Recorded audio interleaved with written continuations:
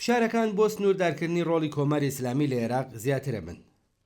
مارکۆ ڕۆبیۆ وەزیری دەرەوەی ویلایەتە یەکگرتووەکان ڕۆژی سێشەممە 6 مانگی ڕەشەمە لە پەیوەندیەکی تەلەفۆنیدا لەگەڵ محەممەد شیع سوودانی سەرۆکوەزیرانی عێراق چەندین بابەتی گرنگی وەک کاریگەری کۆماری ئیسلامی لە ناوچەکە، کەمکردنەوەی پشتبەستنی عێراق بە وزە، کردنەوەی بۆری نەوتی هەرێمی کوردستان بۆ تورکیا و پێویستی ڕاکێشانی وەبەرهێنانی زیاتری کۆمپانیا ئەمریکاییەکان تاوتوێ کرد.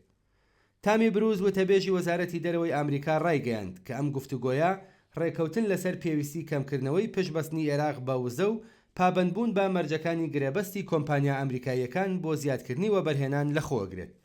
بە پێڕاگەیانی وتەبێژی وەزارەتی دەرەوەی ئەمریکا لەم پەیوەندیەدا هەردوو لا هەروەها جەختیان لەسەر کەمکردنەوەی کاریگەری کۆماری ئیسلامی لە عێراق و ناوچەکە کردەوە و ڕێگەچارەیان بۆ ڕێگریکردن لا گەڕانەوەی داعش و ناسەقامگیری ناوچەکە گفتوگۆ کرد. دوای ڕوخانی ڕژیمی سەدام حوسێن لە ساڵی 2003 کۆماری ئیسلامی بە سوودوەرگرتن لە بۆشایی دەسەڵات لە عێراق دەستی کرد بە بەهێزکردنی گروپە شیعە پشتیوانکراوەکانی خۆی.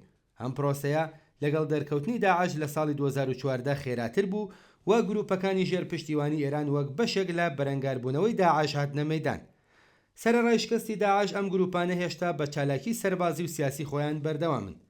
لە ساڵانی دواییدا تێکەڵبوونی هەندێک لەم گروپانە لە پێکهاتەی فەرمی سوپای عێراق بۆتە هۆی ئەوەی کا سوود لە سەرچاوە حکومیەکان وەربگرن، بەڵام هێشتا لەژێر کاریگەری ڕاستەوخۆی کۆماری ئیسلامی ماونەتەوە.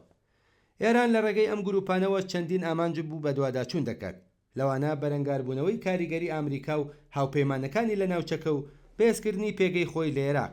ئەم گروپانە هەروەها ڕۆڵێکی گرنگ لە سیاسەتی ناوخۆی عێراق دەگێڕن و با کاریگەری خستنە سەر پێکهاتەکانی وەک هەشتی شعبی توانیویانە دەسەڵاتێکی سیاسی بەرچاو بەدەست بهێنن.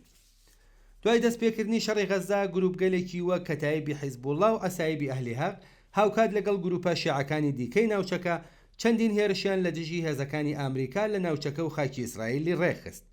ئەم گروپانە بەشێکن لە تۆڕێکی گەورە کە بە میحوەری مقاومەت ناسراوە کە کۆماری ئیسلامی بۆ پێشخستنی ئامانجەکانی خۆی لە ناوچەکە پشتگیریانەکات. یەکێک لە تەوەرە سەرەکیەکانی گفتوگۆی وەزیری دەرەوەی ئەمریکا لەگەڵ سەرۆکوەزیرانی عێراق کردنەوەی بۆری هەناردەکردنی نەوتی هەرێمی کوردستان بۆ تورکیە بوو.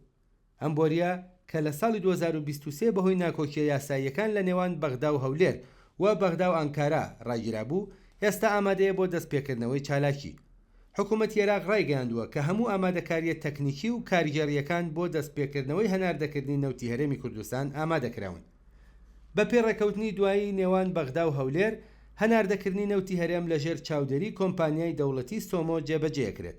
ئەم ڕێکەوتنە دوای 2 ساڵ گرژی لە نێوان حکوومەتی ناوەندی عێراق و هەرێمی کوردستان لەسەر بەڕێوەبردننی سەرچاوەکانی نەوت هاتووەتە ئارە.